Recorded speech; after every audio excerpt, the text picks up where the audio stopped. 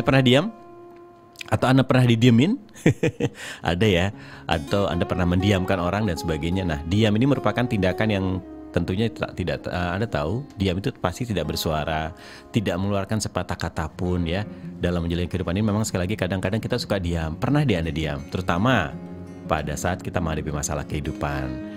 Seringkali kita merasa bingung mau curhat kemana, akhirnya nggak bisa kemana-mana. Daripada curhat ke orang-orang, akhirnya bisa memilih diam saja. Banyak ya hal yang membuat kita menjadi terdiam. Dan diam menggambarkan sebetulnya adalah sosok Anda orang yang dewasa. Karena apa? Anda berhati-hati dalam berbicara, makanya Anda diam. Itu lebih bagus daripada Anda berbicara malah menimbulkan sebuah masalah.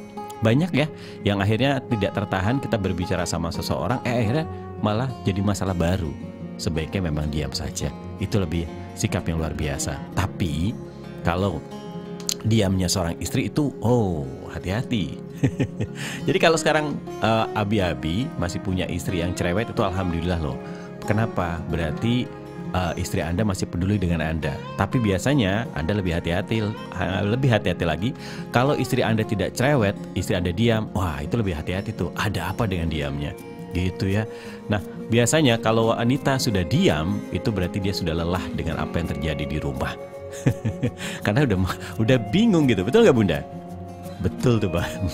Jadi hati-hati nih untuk para Abi, jangan Anda tenang-tenang saja kalau istri Anda diam. Kalau istri Anda biasa cerewet tiba-tiba diam, wah cari tahu tuh kenapa bisa diam ya. Nah, karena diamnya wanita, diamnya istri, kalau sudah diam berarti dia sudah tandanya ini dia sudah capek. Ayah dirubah susah sih ayah, udah aku diam aja deh. Oke. Nah, bicara soal diam ini ada beberapa kalimat bagus dari sahabat-sahabat kita. Lebih baik diam tapi tahu daripada bicara tapi tak mengerti apa yang dibicarakan. Mendingan diam aja deh, gitu ya. Dan jika sekiranya diam itu bijak, ya sudah, lakukanlah Anda dengan diam. Tapi ketika bijak itu diinjak-injak, maka Anda bicaralah agar mereka diam. Wah, ini bagus nih kalimatnya. Jadi diam itu ada waktunya. Kapan kita harus diam, kapan kita harus bicara. Jadi kalau memang sekiranya diam itu satu tindakan yang sangat bijaksana, kita diam, nggak perlu bicara banyak, ya diam saja, sudah, Anda diam. Cukup Anda nggak usah berbicara macam-macam. Tapi itu tadi, ketika Anda sudah menjadi orang yang bijaksana, diinjek-injek tuh sama orang. Anda bicara, lantang, bilang apa adanya gitu ya, agar mereka diam dan mereka mengerti apa sebetulnya terjadi. Kadang-kadang kan orang menghujat kita dan sebagainya karena mereka tidak tahu gitu ya. Tidak tahu, tidak mengerti, maka perlu juga kita jangan diam. Diam ada waktunya, diam ada saatnya. Dan ya diam juga lebih bagus lah daripada kita dusta, ngomong akhirnya nggak benar, ngomong berbohong ya, mendingan kita diam aja. Dan kejujuran lisan itu awal dari sebuah kebahagiaan. Kalau lisan kita selalu bicara bohong, pasti akan ada satu hal yang menjadi gelisah, betul nggak? Jika Anda berbohong, ujungnya pasti gelisah. Kalau udah gelisah, pasti nggak nyaman. Kalau udah nggak nyaman, pasti sebuah hubungan akan nggak bagus, betul kan? Maka kalau memang Anda tidak ingin berbohong, ya udah diam aja. Terkadang ada juga sih orang yang harus dibicarakan. Ada juga kadang-kadang kita harus berbohong demi kebaikan, itu ada juga, bolehlah demi kebaikan agar menjaga hati dan sebagainya. Tapi kalau sering itu kita lakukan juga lama-lama juga nggak enak juga. Karena apa? Itu tadi, itu membuat kita tidak jujur. Lisan kita tidak jujur dengan apa yang di hati kita. Akhirnya timbulnya kegelisahan dan sebagainya. Kemudian kecurigaan itu bisa terjadi dari lawan jenis kita, ya, karena kita mengatakan hal yang tidak jujur. Maka itu akan merusak kebahagiaan kita. Dan bila mana kita berkata, maka akan menyakiti hati orang lain, yang mendingan diam aja. Karena kadang-kadang mulut kita keluar sesuatu yang kita nggak sadari, ternyata apa yang kita bicarakan menyakiti hati orang lain. Maka lebih baik daripada kata-kata itu menyakiti orang lain, ya udah diam aja. Lebih baik diam, membisu 1000 bahasa, daripada terlontar dari mulut kita ternyata ada sesuatu yang kita tidak sadari menyakiti hati orang. Dan sekali lagi, terkadang diam itu lebih baik lah daripada berbicara tapi tak dihargai atau tak dianggap.